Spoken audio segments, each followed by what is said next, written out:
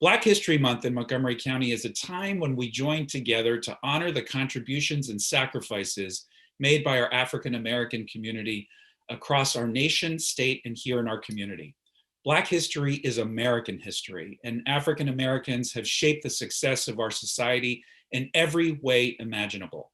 This year, we chose the theme of African American health and wellness, especially in light of the remarkable contributions of our public health leaders across the country and here in our community to address the devastating impacts of COVID-19, particularly on our Black and Brown community.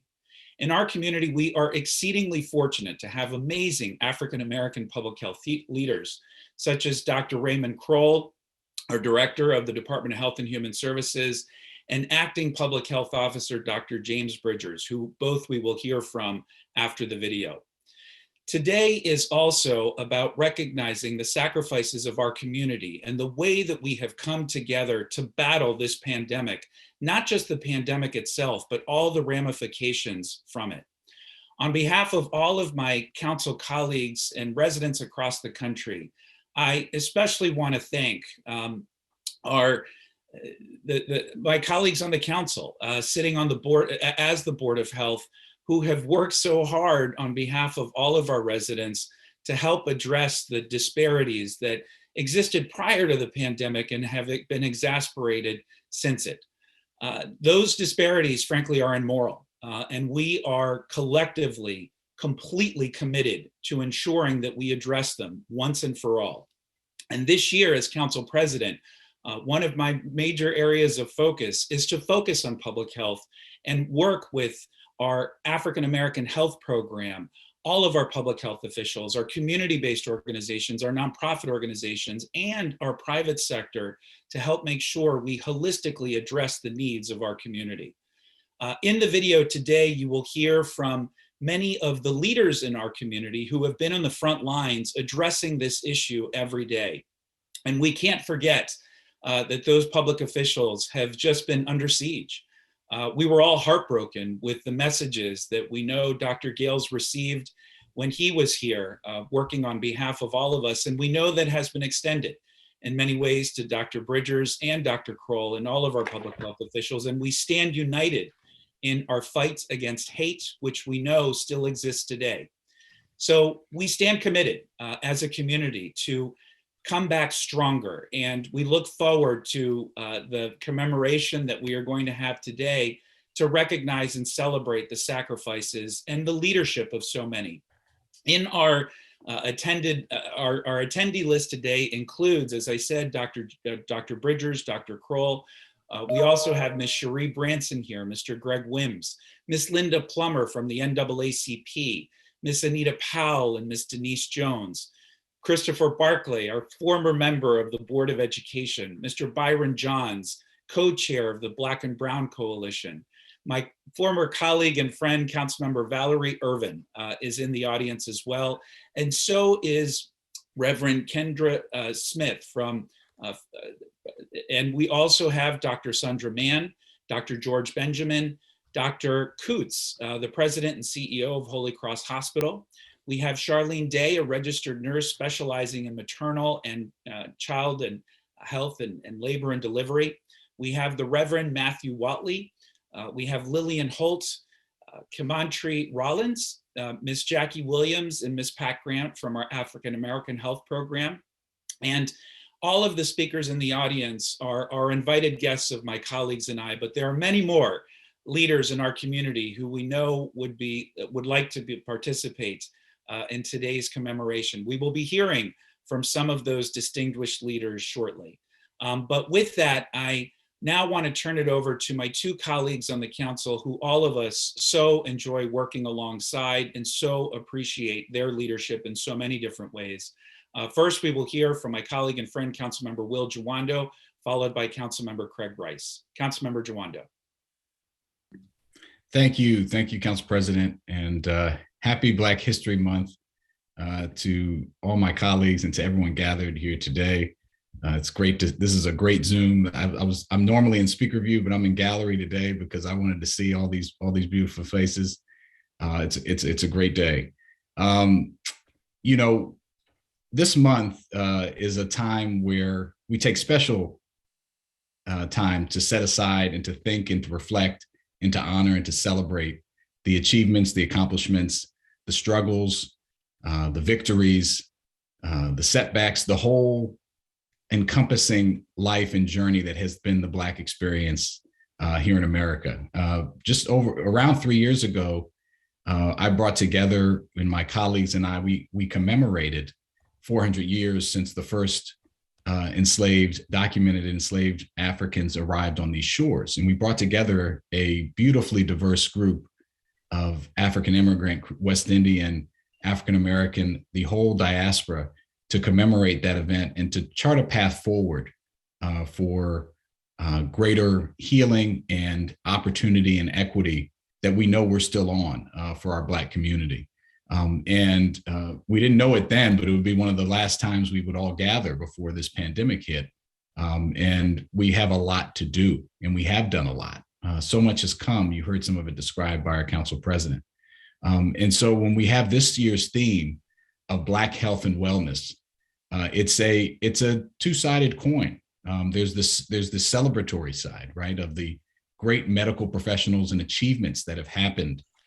We have Dr. James McCune Smith, the first Black American to receive a medical degree, Dr. Jean Spurlock, Dr. Charles Drew, Dr. Marilyn Gatson, who lived many years here in Montgomery County and whose groundbreaking research led to a national sickle cell disease screening program for newborns. That happened right here in Montgomery County at one of our African American residents. And Dr. Corbett, who works at NIH and who was one of the young African American women doctors who was leading the research team for the COVID-19 vaccines. We have that story and that celebration. We've been at the forefront of that medical research as African Americans. The other is the stark reality that was alluded to, that we have massive and unfortunately, in some cases, growing health disparities that continue to plague the Black and the African American community. It's one of the reasons that I drafted a resolution my colleagues unanimously supported, declaring racism a public health crisis here in Montgomery County. Last year, 90% of the new HIV infections were of Black women, 90%. We know that Black and Latino residents were getting COVID at higher rates. We're dying 10 years younger. I'm proud of the work this council did to push for the data to make sure we can have a focused and targeted approach in COVID. And we know all the social determinants of health have grown and are very wide, not only nationally, but we have issues here in Montgomery County, whether it be infant mortality, maternal mortality, and the like. So we have work to do. The good news is this team assembled, the people we're highlighting today are on the forefront. This council is committed to it, and we're going to make sure that we work together to address all the legacy and history that has led to these disparate statistics for our African American community. So today we salute the health professionals in our community who have dedicated their lives to narrowing and eliminating those gaps and promoting wellness in our community. And we never forget the sacrifices that all of our Black residents have made, both here and locally, nationally, to get us where we are today. And we're still on that journey. So happy Black History Month. And I look forward to continuing to work with each and every one of you to make sure that we continue to make progress. Thank you, Mr. President. Thank you, Councilmember Joanna, for those powerful words. Councilmember Rice. Well, thank you very much, Mr. President. And I really want to thank Councilmember Joanna for those powerful words. It really is true that for far too long, African American communities have endured the burden of health disparities, as evidenced by this current pandemic. And when we look at this year's Black History Month, it highlights the importance of Black health and wellness, and is a reminder that we can only be a more prepared and resilient nation when all communities are healthy and strong. And so when we have our Black and Brown communities, our communities that are more socioeconomically impacted, that continue to have exacerbated rates when it comes to COVID, when it comes to high blood pressure, hypertension, heart disease, all the things, we know that there's so much work, as you heard from Councilmember Juando, needs to be done. So when we talk about this year's Black health and wellness theme, it's especially timely because our nation continues to struggle with the impacts of COVID-19, but then also the recovery from COVID-19. We have no idea what the long-lasting impacts will be of people who've actually contracted the disease. And so it will be incredibly important for us to remain vigilant, to understand that those who were affected at a larger rate, those that are in our Black and Brown communities, those that are socioeconomically impacted, continue to have the resources that are necessary to ensure their healthiness and well-being. So this month really serves as an opportunity to reflect not only on physical, but also on mental and emotional health, and how many communities have remained resilient in the face of the healthcare inequities that we see that exist, and how cultural and ancestral traditions have informed our understanding of wellness. We need to seize this opportunity that we have before us to where people are more mindful of their physical, mental, and emotional health. We need to make sure that we utilize these opportunities to where people understand how important it is to break those barriers that have kept so many of us from being successful. A child that walks into school who's mentally or physically unhealthy cannot do as well as a counterpart who is. It's very clear. I'm at the National Association of Counties this week, and I'm here talking about social and emotional learning and mental health, especially when it comes to our school children, something in which we need to do more, working with the Biden administration, working with everyone from our federal partners to our state partners, to local leaders across this country to make sure that folks understand just how important this is. We can truly build back, as the president says, a better nation. But the only way that we can do it is to acknowledge the failures and the challenges that we've made over the previous years. That's the reason why the council supported Councilmember Jawando's lead when it came to declaring racism a public health emergency. That's on all of us, but we can make a difference, and we have. And I want to close by just lifting up our partners in the county. When it comes to our African American Health Program, when it comes to the NAACP, when it comes to our churches, when it comes to our nonprofit leaders, when it comes to our health leaders in the community, all of you deserve so much praise for what you have done. Standing up programs like the Black Physicians Network, standing up programs like diabetes and heart disease management, standing up infant mortality and making sure that those programs are there to reduce those inequities. All of those things are progress that we have made, many that happened before the COVID pandemic. And we thank you for that. And we know that, as Councilmember Jawando said, there's still more work to be done. And I look forward to working with you in that capacity over my short time here on the council, but hopefully in many other roles as we continue to foster better health for our Black community. Thank you so much, Mr. President.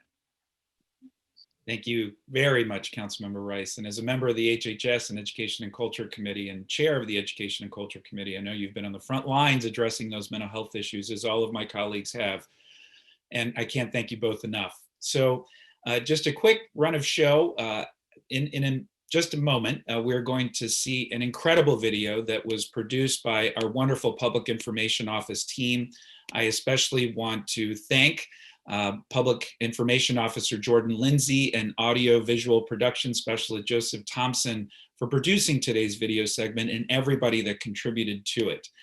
After the video, we are going to hear from Dr. Kroll and then Dr. Bridgers, and then all of my colleagues will speak as well.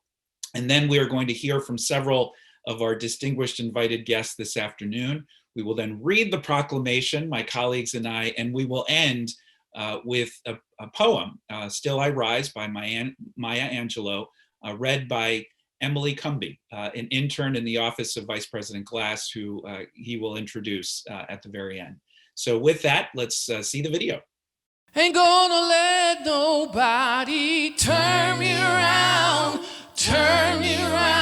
oh, turn me around. Throughout the years, the African American community has evolved and overcome several obstacles. During Black History Month, we celebrate all the achievements, highlight excellence, and look forward to the bright future of African Americans, not only nationwide, but also right here in Montgomery County.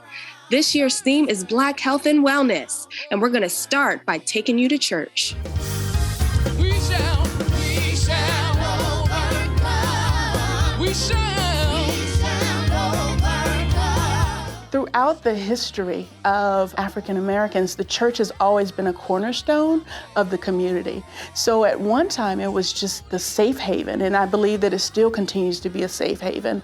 So if you go all the way back to the days of slavery, the church was the one place that African Americans had. That was the one place where you could, safely learn how to read, that you could freely express yourself and not be fearful of someone telling you that you couldn't do that. Here at Kingdom Fellowship AME Church in Silver Spring, the history runs deep. Our 4 core values are gather, grow, give, and go, which essentially is we go out into the community and serve everyone. Today, they continue to serve the community, not only religiously, but through various resources, including health. In today's time, it's still a safe haven. It's a place where if you need a sense of security, whether it is food security, whether it is housing, whether it is help with employment, you are fleeing from domestic violence, or whether you just are new to the area and you need someone who understands you, the church is that. We offer a variety, an array of resources. It is extremely, extremely exciting. So we have, since March of 2020, been offering our emergency food distribution. And we've been hosting those food distributions throughout the East County region. We're also serving in some of the hardest hit apartment communities. We also serve at the elementary schools that are in this area. And so we work directly with the principals and the staff to facilitate the food distributions that we have there. We're also supporting the Montgomery County Coalition for the Homeless. We supply their breakfast bags for their homeless men's shelter. We've partnered with African American Health Programs, so they've been here on Wednesdays. In addition to that, we've added on vaccines. And so we work very closely with Holy Cross Hospital. They are one of our primary medical partners, and we started that over a year ago. Some of the clinics happen here, but again, with the clinics, we go out into the community and trying to make it easier for people to be able to access some of these services. Throughout the COVID-19 pandemic, Montgomery County's data dashboard shows that communities with a high percentage of African Americans have been impacted by health disparities, including lack of accessibility, which has been a troubling pattern in U.S. history. From a historical perspective, W.E.B. Du Bois pointed out the disparities that we've had in the African American community. So this is not new. This is something that has been part of the big legacy of slavery, the inequities, the mistreatment, over the years. In general, for the African American community, we always talk about the Tuskegee experiments and things that go back as far as slavery and all of the misinformation and disinformation about African American physiology and healthcare. There's a healthy distrust of healthcare in general because we've been marginalized for so long. COVID-19 did, like many new diseases when they enter the community, it impacted the most vulnerable and those with disparities. And of course, that means communities of color. And also people who had those underlying diseases of heart disease, lung disease, kidney disease. If they got infected, they were much more likely to get a severe case of COVID. And therefore, we saw a disproportionate impact on communities of color. So there were so many limitations, throughout our history that really marginalized us. And in many cases, despite the best efforts of those who were practicing medicine, we got second-class health care because we were seen as second-class citizens. We continue to not treat everybody equitably in our healthcare system today. Some of it is conscious bias, but a lot of it is unconscious bias. And we have a lot of work to do to make sure that people recognize the disparities and the way they think about treating people in our system. African Americans are among those often overrepresented in the child welfare and criminal justice systems and experience higher levels of disadvantage on measures of health, education, and economic development. However, the Black community continues to prevail and has come a long way. We need to make sure that we do the kinds of things that we can to prevent illness in the first place. So getting down the ideal body weight is very important. So exercising, even if you just get up and walking. Nutritional and fitness awareness is another solution and can ultimately help the Black family structure thrive. Positive health overall is important for the Black family structure simply because we have some of the highest numbers in terms of chronic disease, which is highly preventable. Some of these diseases are adversely created from the choices that we make, whether it's the foods we eat or the foods we shouldn't be eating, or some of the elements that we consume heavily, just because they were always around us, alcohol, cigarettes, et cetera. So our goal is to help break that curse and help our people make life-enhancing decisions. When it comes to nutrition and fitness, we host free events, pop-up events. We host an annual Fit Father's Day celebration downtown Silver Spring, where we see 500 to 600 families come out and do a group workout. We use the resources of the website. We have healthy recipes on there and simple recipes that dads can make themselves instead of taking their kids to fast food. A lot of our information is based on eating more fruits, vegetables, and whole grains. So I feel as though overall health and fitness, changing the mind, how the brain thinks about making decisions, also gives us the willpower to stay on the course to make other positive life-enhancing decisions. So I think if the Black family structure had a little bit more of that as the basis, as the foundation, we wouldn't have as many obstacles and hurdles that we face. Black families also need healthy moms and babies. We care for the mind, body, and soul. According to the African American Health Program, a disproportionately high infant mortality rate exists in the African American population. Research has shown that there are disparities between the Caucasian population and the African American population in terms of birth outcomes. So our African American babies do poorly in labor, delivery, care. We have more comorbidities like hypertension, diabetes, just more stresses in life. That's why the organization's maternal and child health focus area seeks to improve the likelihood of good pregnancy outcomes among Black women in Montgomery County. What we do as a registered nurse, case manager, we call the clients and we eliminate or try our best to eliminate any stresses that they may have.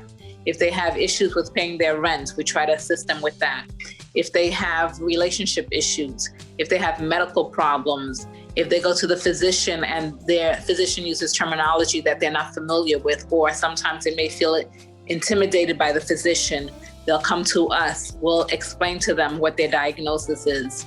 We educate them on proper nutrition, the importance of exercise, the importance of taking their medications as ordered by the provider. Our program stresses the importance of education, which we use as prevention from becoming preeclamptic, from becoming hypertensive, from becoming diabetic. So the purpose of our program is prevention first.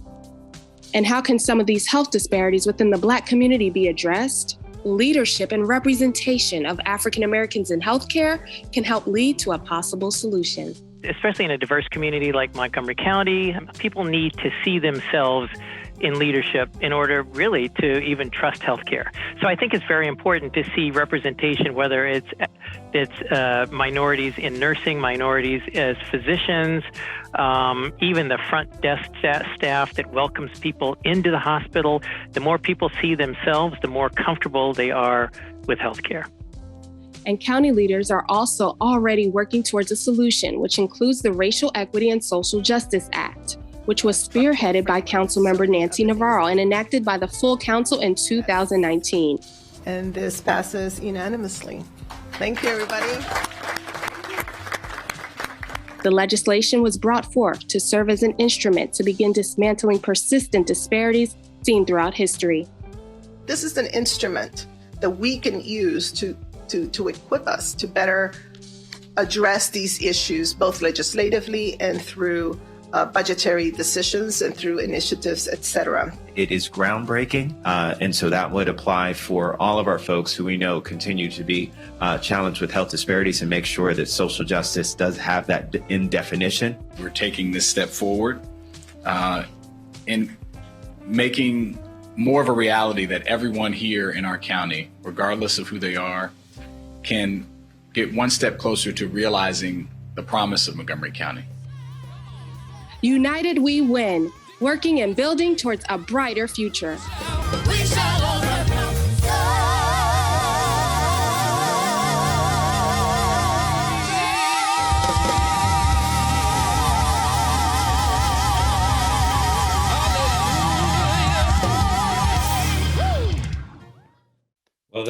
was outstanding and extraordinarily well done. Thank you all so much. We will now hear from two of those extraordinary African-American leaders in our community. And then we will hear from my colleagues, and I'll go over the order, colleagues, right after we hear from our next two speakers. But next we will hear from Dr. Raymond Kroll, our Director of the Department of Health and Human Services, followed by Dr. Bridgers. Dr. Kroll. Good morning, Council President Albornoz, and thank you to Council and for all the guests that are here today.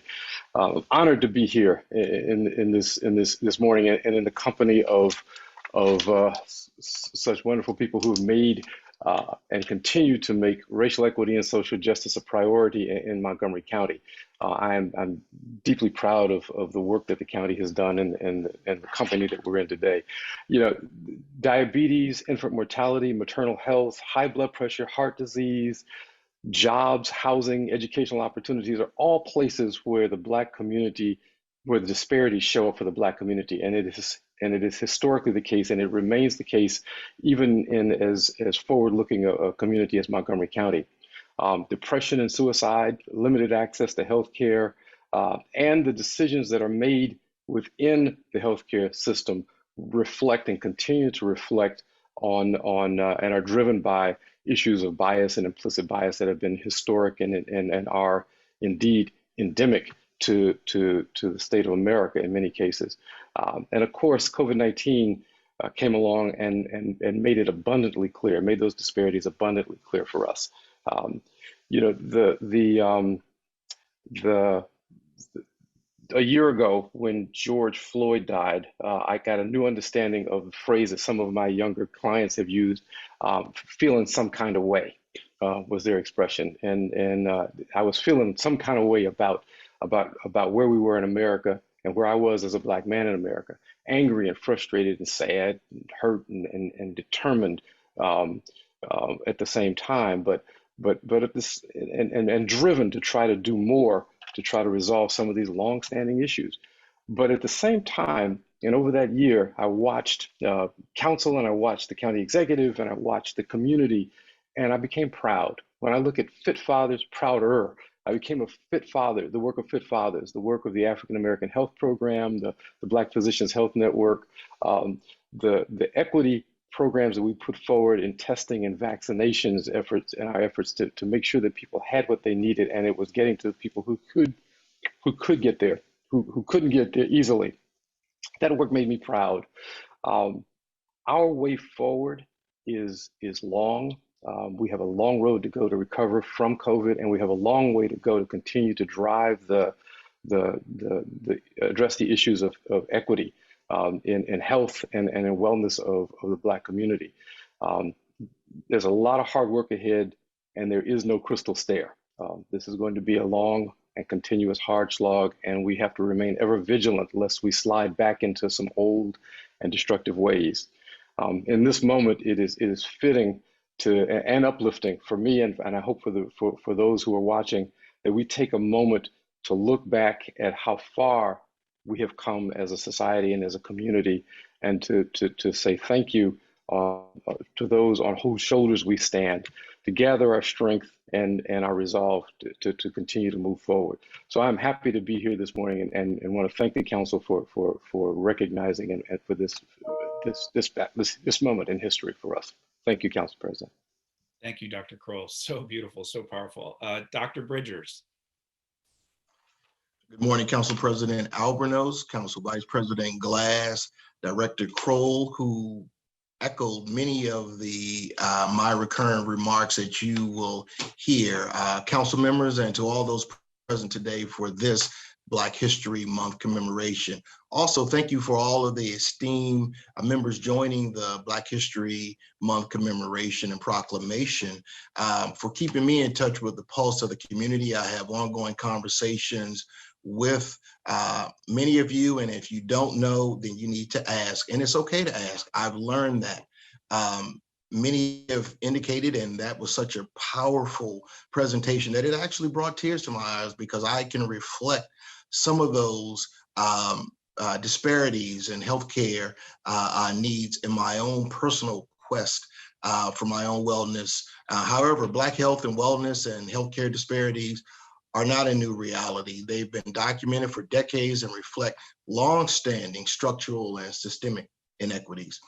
One of the programs, as we saw illustrated and highlighted in the video, is our health, our African American health program that sits under the Health and Human Services umbrella in the Office of Community Affairs. It has been instrumental as one of our community health partners and continue to provide services that include outreach, health education, support groups, and as again illustrated, nurse case management. But I also want to highlight one of the chronic illnesses that is at the forefront of our health equity framework and our community health needs assessment. It's also important to mention the growing cancer disparities with Blacks in Montgomery County. Blacks in Montgomery County continue to experience a disproportionate burden of cancer incident and mortality. For this reason, Public Health Service continues to operate and strengthen its capacity to serve those who have low income and uninsured needs. It is also imperative that we continue to work collaboratively to eliminate racial health disparities and access to quality health care. I reemphasize access to quality health care, health education, access to care, multi-level and intergenerational communication will help us improve health disparities and lead to better health outcomes. As many have mentioned, as the pandemic enters into its third year, and who would imagine that we will be entering into our third year on March the 3rd, I believe. This year's focus on health and wellness provides an opportunity to honor our past, celebrate our accomplishments, and press forward for progress. Press forward for progress. Today, we celebrate Black History Month together, and we all collectively and collaboratively look forward to a healthier tomorrow in all of our communities. Thank you, Council President Albornoz, for allowing me to bring brief remarks this morning. Thank you so much, Dr. Bridgers and Dr. Crow. We appreciate your leadership and that of your entire team. Next, we will hear from my colleagues. Colleagues, we're going to start with Councilmember Navarro, and then we're going to have Council Vice President Glass, followed by Councilmember Katz. Then we will hear from Councilmember Reamer, then Councilmember Hucker, and then Councilmember Friedson. Councilmember Navarro. Thank you so much, Mr. President. It is such an honor to be with all of you today. This is a very important celebration every single year. I'm so inspired and just really, fired up to continue the hard work because it is truly a community. And this is what is the best thing about Montgomery County. This is why I chose to move to Montgomery County 31 years ago when my husband and I were going to have our first daughter, precisely because of the extraordinary resilience, the example, and the sense of community that exist here in our county. And it's only gotten better. And so I just want to use my brief time to just do some shout outs here because it's so important. Dr. Gales, what an extraordinary leader in a very difficult time. Dr. Kroll, who I know when he decided to take this position, had no idea he would be thrown into this chaotic situation to make sense of such a crisis, and that sense of responsibility he just took on, head on, and just led us as well. Dr. Bridgers, who has continued to guide us with his calm demeanor and really truly has been leading us through this, roller coaster where we think that we're done and then we get thrown back into the thick of it.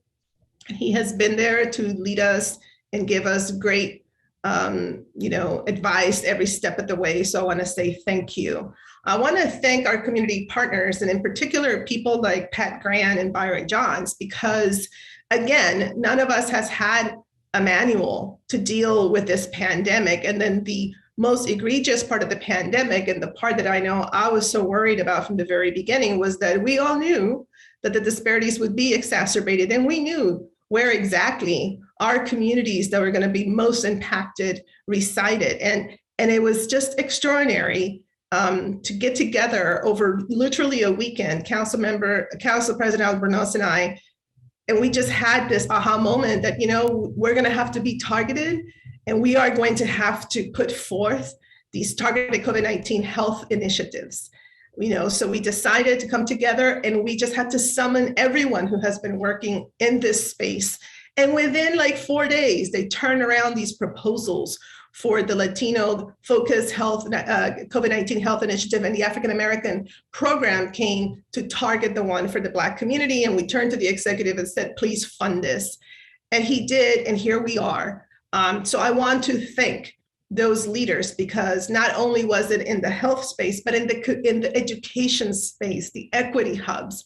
What an extraordinary model that now we have as a template to continue on as the best practice. As it was stated in the video, our faith-based communities, and just everyone who literally just gave from their hearts, such generosity has been extraordinarily inspiring. I want to thank my colleagues, council members Rice and Joando, because they have, again, continued to not just represent all their constituents, but they understand that as people of color in these elected positions, we all have a responsibility to also highlight the very unique needs of our communities, because that's what equity actually is. And I know, because I've had personal experience with this, that a lot of times people want to criticize you and say you only care about this community and you only care about that community. Well, we are indeed multidimensional beings. We are capable of representing all of our constituents, but we also have a duty to speak truth to power and point out that there are disparities that require additional resources and targeted interventions. And so I want to salute them, because they have done this with grace. And I know with Councilmember Rice being term limited, he leaves a legacy that was started by people like Councilmember Valerie Urban, who was the first Black woman elected to the Montgomery County Council. These are important leaders that we have to make sure open the path and the way for others to walk through. Finally, I will say that, as a wife of a Black man and the mother of two Afro-Latina powerhouses, this has not been an easy time for the Black community. It has never been an easy time, but I think that when you layer all of these particular really life-defining events, like the last presidential administration, like the George Floyd murder, like the pandemic that has disproportionately affected the Black community, especially when it comes to death rates. It has been mentioned before, the mental health is going to be super important. And so in my household, we have a lot of conversations about, what should we expect now? It feels like the world has absolutely changed, perhaps permanently in so many ways.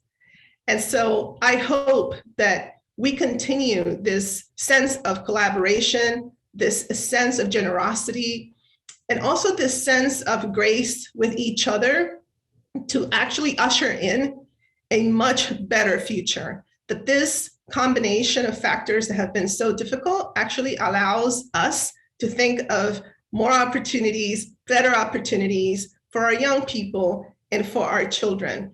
That is hopefully what we can do. And again, I salute all of you, because so many of you have just paved that way from years and years and years. Some of us now are about to pass the baton, and it is, I think, exciting to see what is possible because of your willingness to step up time and time again. Thank you. Thank you so much, Councilmember Navarro. Council Vice President Glass. Thank you, Mr. President, and good morning, everybody. I just want to say thank you for your love and your dedication to our community. Whether you are working in the faith community, the business community, government, or the nonprofit sector, we are one community. And while our community might not be perfect, it is because of your work and your compassion that we'll get there. And I'm hopeful and I'm confident of that together we can do that. And whether it is creating greater economic opportunities, to ensuring housing fairness, to transportation equity, this is the work that we all have committed to doing here in our own community, here in Montgomery County, because quite frankly, there is no other option. And we have to do right by all of our residents, especially those who haven't been treated right historically. And Black History Month should be a time not only to honor and celebrate the history of our African-American elders and predecessors, but I think more importantly, it should be a time for us to recommit ourselves to the important work that we need to do here at home. And I look forward to continuing to do that work with each and every one of you. And I appreciate you for your long-standing dedication to doing that work and to holding our hands as we continue moving forward to making progress that is fair and right for all of our residents. So thank you very much for being here this morning. Mr. President, I yield back. Thank you so much. Councilmember Katz. Thank you very much, Mr. President. And I too am very honored to be here and see so many friends, some of whom have been lifelong friends on this call, some of whom are newer friends. And it brings back such memories. And anyone that's ever heard me speak knows that I enjoy the history, and I enjoy the history of Montgomery County. And many people on this call have given me history lessons on things I didn't know about Montgomery County, and I'm most appreciative of that. But it is so very important to talk about the health as part of history, because that in itself is a great reminder of how the inequities have truly been horrible to people in Montgomery County and beyond. It's truly gratifying to be reminded. The doctor earlier mentioned about conscious bias and unconscious bias. And the unconscious bias is what's been, I guess, haunting, if that's a fair term for me, all along. I'm someone that truly believed that my conscious bias, I was always someone that was aware of my conscious bias, but the unconscious bias during all of our training has truly brought a different message to me. And I appreciated the talking about the mind, body, and soul, and that's what we all need to do.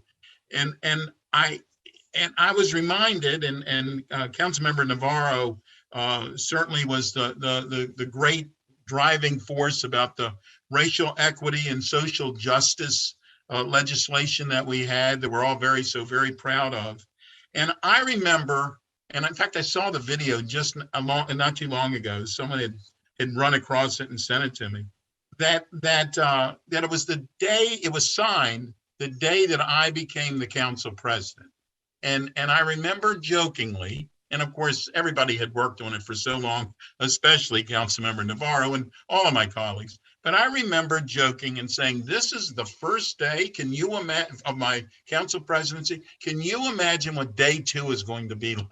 And everybody chuckled, thank goodness. And everybody guys said that they had my back. And it was, but I have to tell you, right after that, and thank goodness everybody had my back, because right after that is when the pandemic started to hit.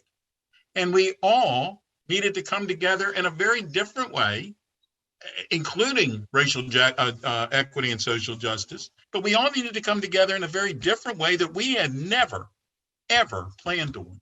And why would you? I mean, a pandemic every 100 years, and it had to hit my time, our time. I could go on, and I'm not, Mr. President. I know that this is a long day for all of us, but I think it is so very important to remember, and many of my colleagues and others have heard me say that I believe a community is a family.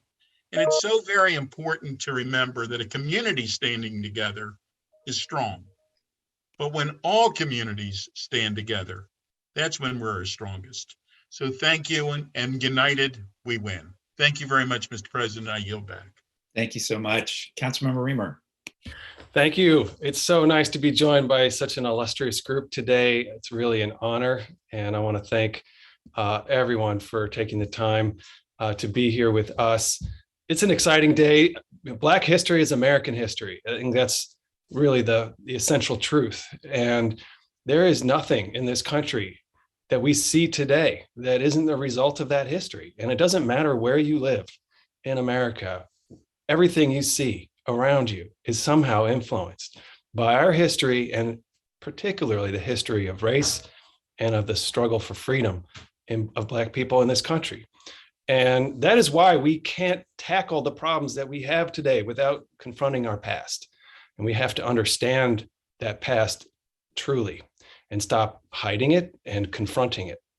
And what we're seeing now today is very troubling. We have a lot of states and localities that are actually passing laws that are intended to prohibit or intimidate teachers from educating students about the history of race in our country. It is, very, very concerning. But in places like Montgomery County, we can lead. In Maryland, we can lead. We're the home of Frederick Douglass and Harriet Tubman, and here in Montgomery County, the home of Josiah Henson. And we are a community with a rich history of Black resistance and freedom despite slavery and racial oppression. And so while we celebrate that history today, the history of Black people in our community and Black communities here in Montgomery County, we know that this work, it's our job every day and every week and every month. And there is no stopping and there is no resting. So thank you for all of our community leaders for working together and helping us find opportunities to make a difference. I'm really glad to be with you here today. Back to you, Mr. Council President. Thank you so much, Councilmember Reamer. Councilmember Hucker. Good. Thank you, Mr. President. Good morning, everyone. Thank you so much for joining us. What an all-star lineup we have this morning. It's a good morning and shows the talent we have in Montgomery County. Very few counties could assemble a lineup like this. An honor to be here with all of you, especially my predecessors in my seat, council members Irvin and Branson, whose advice I'm always grateful for. You all know well at the Medical Committee for Human Rights, it was 54 years ago, Martin Luther King said, of all the forms of equality, injustice in healthcare is the most shocking and inhumane. And it's so disappointing that injustice is still so stark and here and across the country 54 years later, and we're still challenged to address it.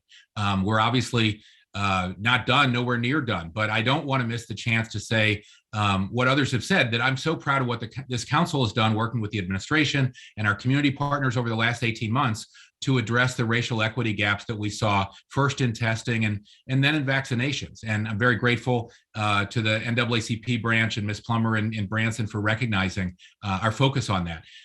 As Councilmember Navarro said, none of us had a manual to get through the last 2 years, but I'm very thankful that we know a lot more now than we did then. And I'm proud of what Councilmember Navarro called out about our efforts as the council to address those equity gaps, and her leadership, and Council President Albornoz and Council Members Rice and Jawando as well, and all of our colleagues and partners. It was really a team effort to address those disparities that we had. We absolutely have a duty to speak truth to power. That's very true, and we can't be satisfied with the progress we've made.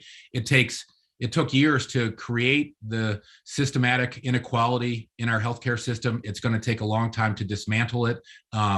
And we all know how much work we have to do, but we shouldn't miss the chance to celebrate milestones like what we've seen and what we're talking about today. So again, it's a pleasure serving on a council so focused on this and addressing wellness and working alongside all of our great community partners. And I really look forward to continuing to work with you on this in the future, because we're nowhere near done, as you all know. Thank you, Mr. President. Thank you so much, Councilmember Hucker. Councilmember Friedson. Thank you, Mr. President. I am so humbled to be part of this commemoration and to join such an incredible and illustrious group of community leaders and to talk about these important issues. And much of my thoughts have been said, but I just wanted to note Frederick Douglass, great Marylander who has been noted a couple of times here, said we have to do with our past only as we can make it useful for the present and the future. And I really do think that that is what today is all about. That is what this conversation is about. When we talk about these issues, Black history is Maryland history and American history, as has been noted, but everything that we talk about today is both part of history from a collective standpoint and from an individual standpoint. We were talking earlier about the discrepancies when it comes to COVID, when it comes to HIV, when it comes to cancer, when it comes to so many health disparities, and never more true, and Councilmember Jawando noted this, when it comes to pregnancy-related issues. 2/3 of pregnancy-related issues and pregnancy-related deaths are preventable. And that is disproportionately felt and impacted by the Black community. Black pregnant people are 3 times more likely to birth children with low birth weight. The numbers are staggering. And so when we talk about the issues that face our community and that face the Black community that collectively are rooted from before any of us were here, individual issues related to health and wellness begin before children are born. And that is what makes this work so important and so challenging. It's not a choice that anybody is making to be born with the challenges that they face. And so it's up to us as a community and as a society to stand up and to be as intentional in dismantling those challenges as those structures were intentional in being created as barriers of oppression. When we talk about Black history in Montgomery County and in Maryland and in the United States of America, we have the triumphs, and there are so many people on this commemoration who represent those triumphs. We also have the tragedies, and we have to confront both, and we have to recognize both, and we have to commemorate both. And we also have the racial terrorism that still plagues our community as well, and we have to confront it, and we have to live up to the challenges that it requires in order to reverse the issues that we face as a community, because unless everybody in our community is able to reach their full potential, then no one in our community and our community as a whole cannot reach its full potential. So thank you for all of the work that you have done in our community. Thank you for being part of this commemoration. And certainly we have a lot more work to do to make this history useful for the present and for the future in Montgomery County and beyond. Thank you so much, Mr. President. Thank you so much to all of my colleagues. Those were incredible comments from all of you. We are now going to hear from some community leaders that are in the audience today. First, we will hear from Ms. Cherie Branson, our former colleague on the County Council and my former colleague in the previous Leggett administration. We will then hear from Ms. Anita Neal Powell, then Ms. Denise Jones. Then we will hear from Reverend Kendra Smith. And finally, we will hear from Ms. Jacqueline Williams on behalf of our African American Health Program. Ms. Branson, I turn it over to you to make some comments. Thank you so much.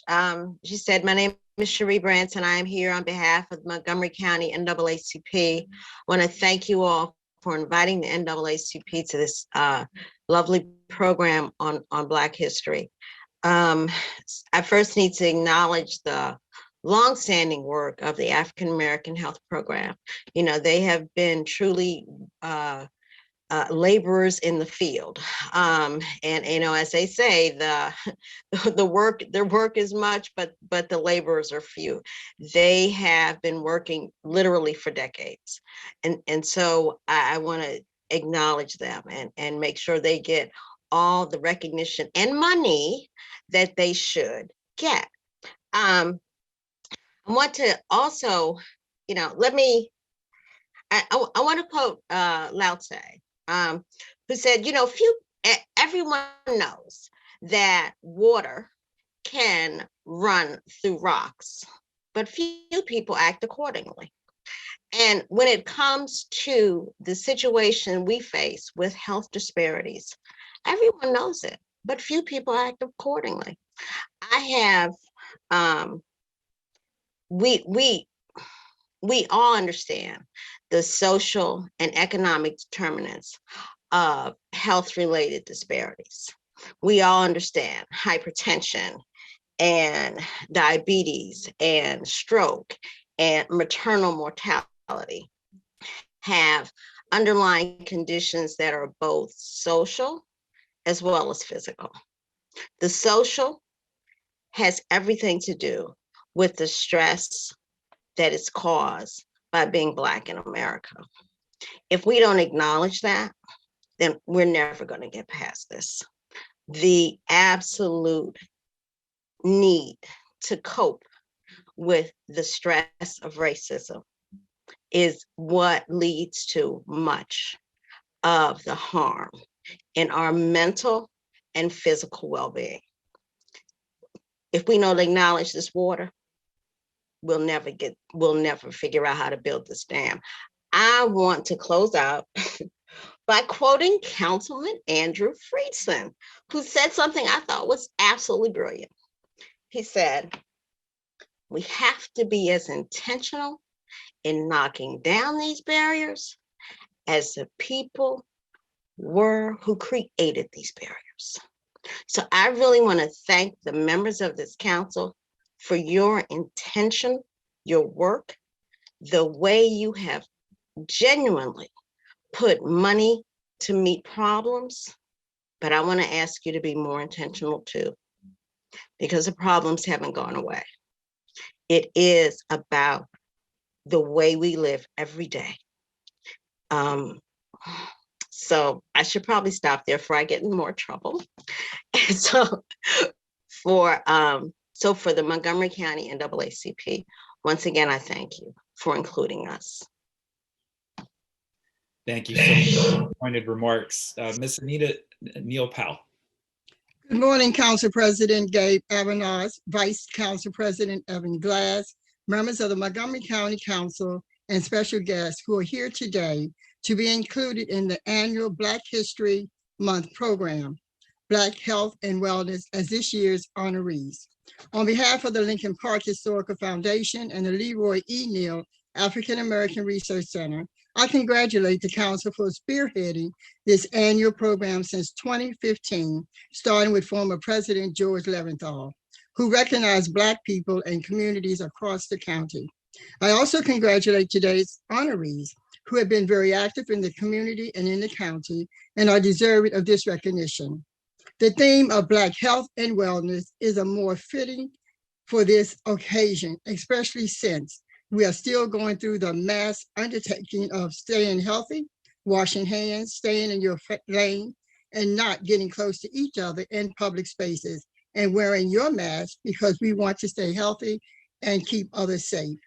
Thank you, honorees, for doing what you are doing through community outreach, webinars, training, and partnering with faith-based organization and the African American Health Program to give free COVID tests, booster shots, and vaccinations, to distribute food and offer programs to keep us physically and mentally fit, and more.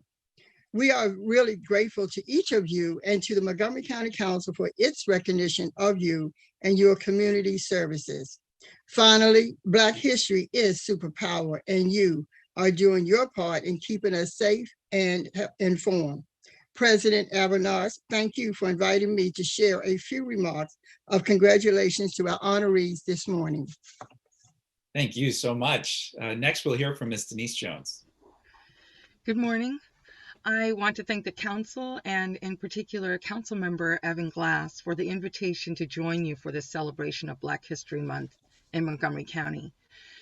The focus of Black health and wellness is timely in this time of social movement of racial equity and social justice. In the midst of the COVID-19 pandemic, the health disparities are in stark relief. I'm not a healthcare professional, but my work as a small business owner of Brasser & Company in Montgomery County is an uplifting social emotional wellness through my work as a teaching artist and arts administrator to bring arts and STEAM programs in a variety of disciplines to support Montgomery County residents of all ages.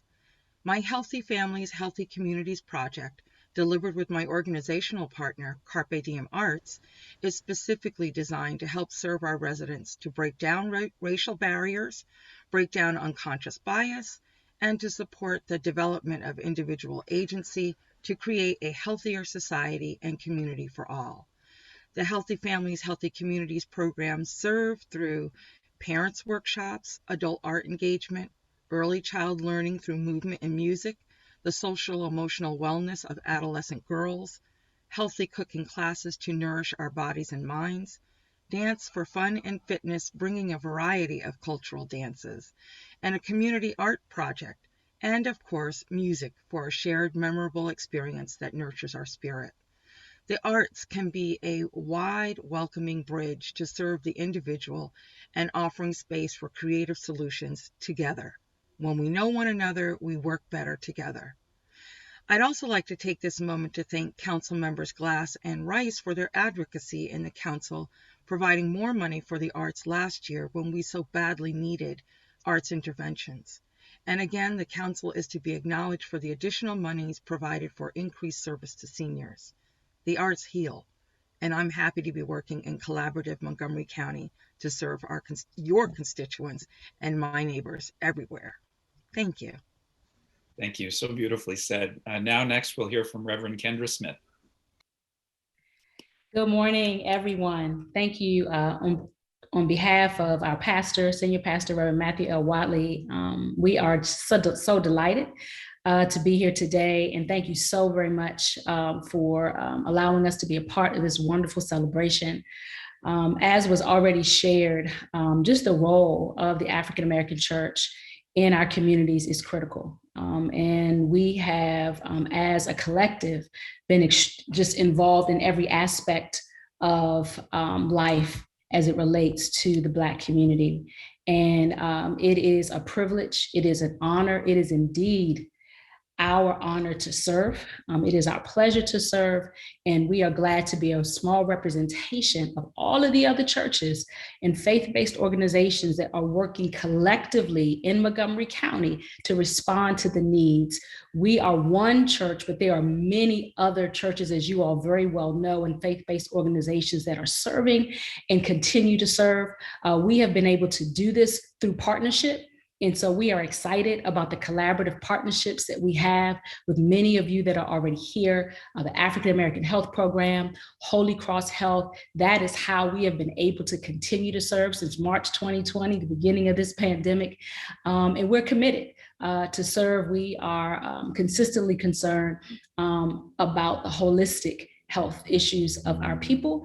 And we will continue to do whatever is necessary to ensure that we stay on the front lines to work collaboratively with you and all in order to respond to these issues and to help our people and all people to live a full, abundant, and strong and better life. Thank you again so very much for the opportunity to be a part of this wonderful and beautiful celebration. And we look forward to our continued partnership together. Thanks so much. Thank you, Reverend Smith. I think it's especially appropriate to say amen. Absolutely. Last, among our speakers in this distinguished audience, we're going to hear from Ms. Jacqueline Williams speaking on behalf of our African American Health Program. I'm so glad Ms. Branson, especially in her comments, uplifted the work of the African American Health Program. I can speak in the first person about their remarkable work in the community, especially these last 2 years. And for generations, they have been leading the way in so many ways. So Ms. Williams, thank you so much for joining us today. Thank you so much. I want to thank you for the opportunity, Councilman Alvarez and Vice President Glass, to give us a chance to talk about the, to celebrate the Black History Month. Pat, Grant, and I will be a tag team today. Throughout history, the Black population has been a resilient people in the face of adversity. COVID highlighted the serious gaps in healthcare nationally, statewide, and locally within Montgomery County. During the worst of the pandemic, the Black population had high numbers of deaths and cases, in part due to underlying health conditions which caused premature deaths. Though our healthcare system is fractured, the African American Health Program will be there to help mend the gaps in healthcare in order to forge better health outcomes for the Black population of Montgomery County. We, as Black people, stand on the shoulders of those who fought for our liberty, our rights, and our future. This includes our stalwart religious leaders, as you've heard, our steadfast community activists, thank you, Cherie, our resilient families, and our emerging youth movement, who are our future. The future is now. Thank you again, council members, for the recognition of Black History Month. Much appreciation. Pat?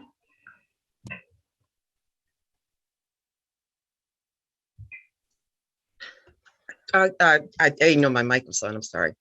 Council President Abanaz, Vice President Glass, and all of the council members assembled here today.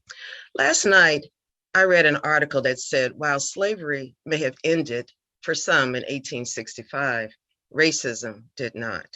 This brought to mind the resolutions that were passed by the council. One, racism is a public health crisis, and the Racial Equity and Social Justice Act. And I commend each of you for passing those resolutions. As we look at Black history, we need to determine how we end the issues around disparities, inequities, and inequalities in our health and healthcare systems. I read another article and I saw a picture of a man holding up a sign that gave me some pause and hope. And this was, in my mind, the beginning of a prevention strategy. The sign said, racism is a virus and we are the vaccine. Just like we have come together to fight the COVID-19 pandemic, we can solve this greater pandemic of racism together. I want to say sorry to Councilmember Jawando for what happened to you. Thank you, President Arbanaz, and all of the county council members. I want to throw a shout out, if I can, to the two who helped us through the testing, who are our co-sponsors for getting the COVID-19 project off of the ground, and it's Council Members Rice and Councilmember Jawando. And but I want to thank the council for what you do each and every day, and for this Black History Month celebration. It is really appreciated. Thank you. Thank you so much to both of you and all of the speakers. We're now going to read the proclamation, colleagues, so please pull it up. We're going to tag team this, and then we're going to end with the beautiful poetry reading. So let's, I'll give all of my colleagues a moment just to bring up the proclamation. And of course, this is a proclamation of the Montgomery County Council. Whereas February is Black History Month, which recognizes and honors the history and contributions that African Americans have made to this country. And whereas in 1926, Black educator and historian Carter G. Woodson moved to officially recognize the achievements and contributions of African Americans to our nation's history and identity. And whereas Black history is complicated and unlike any other story ever told. Enslaved Africans were brought to this country under brutal conditions, and those who survived birthed generations of people who became physicians, educators, scientists, and world changers. And whereas Maryland is home to African American heroes like Frederick Douglass, Josiah Henson, Harriet Tubman, and Thurgood Marshall, who paved the way for young activists of today who continue the fight for racial equity, freedom, and social justice. And whereas, despite the many contributions they have made and continue to make to this country, the Centers for Disease Control and Prevention reports that African Americans are more likely to die earlier of all causes, as young African Americans are living with diseases that are typically more common at older ages for other races. And whereas racial disparities in health coverage, chronic health conditions, mental health, and mortality persist in this country. These disparities are a result of decades of systemic inequality in American economic, housing, and healthcare systems. And whereas African American medical pioneers in the United States shattered stereotypes, broke barriers, and went on to conduct research, discover treatments, and provide leadership that improved the health of millions of people of all races in this country. And whereas African American medical pioneers in the United States shattered stereotypes, broke barriers, and went on to conduct research, discover treatments, and provide leadership that improved the health of millions of people of all races in this country.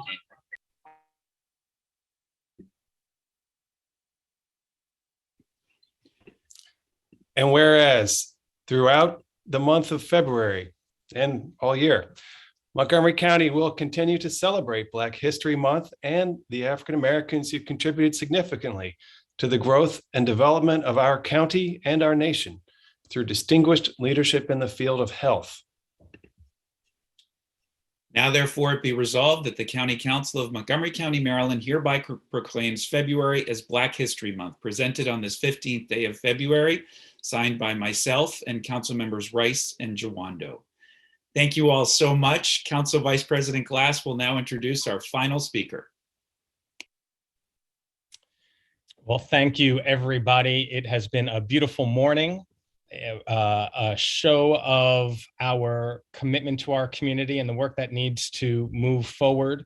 And as we look toward that future, that bright future, I am really excited to introduce Emily Comby, who is a student at the University of Maryland studying public policy, where she is a Banneker Key Scholar.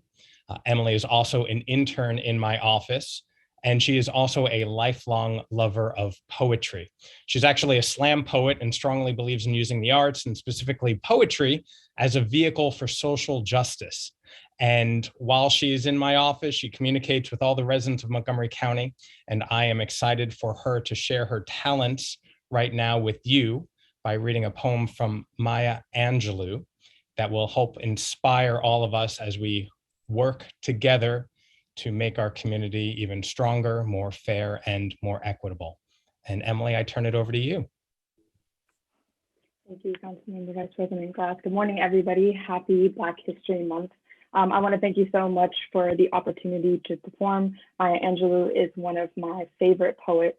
So without further ado, this is Still I Rise by Maya Angelou. You may write me down in history. You may trod on me in the very dirt, but still like dust I'll rise. Does my sassiness upset you? Why are you beset with gloom? Because I walk like I've got oil wells pumping in my living room, just like moons and like suns with the certainty of tides, just like hopes springing high, still I rise. Did you want me to be broken? Bowed head and lowered eyes, shoulders falling down like teardrops, weakened by my soulful cries. Does my haughtiness offend you? Don't you take it awful hard, because I laugh like I've got gold mines digging in my own backyard. You may shoot me with your words, you may cut me with your eyes, you may kill me with your hatefulness, but still, like air, I'll rise. Does my sexiness upset you? Does it come as a surprise that I dance like I've got diamonds at the meeting of my thighs? Out of the huts of history's shame, I rise up from a past that is rooted in pain. I rise, I'm a black ocean leaping and wide, welling and swelling, I bear in the tide, leaving behind nights of terror and fear. I rise into a daybreak that is wondrously clear. I rise, bringing the gifts that my ancestors gave. I am the dream and the hope of the slave. I rise, I rise, I rise. Thank you.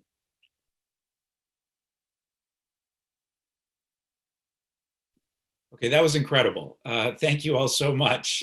This has been spectacular. I know we went over, but we needed to, given everything that we've all been through. So thank you all so much. This is especially poignant and such an important time for us to continue to come together as a community to reflect on our past and move forward together. Thank you all so much for joining us.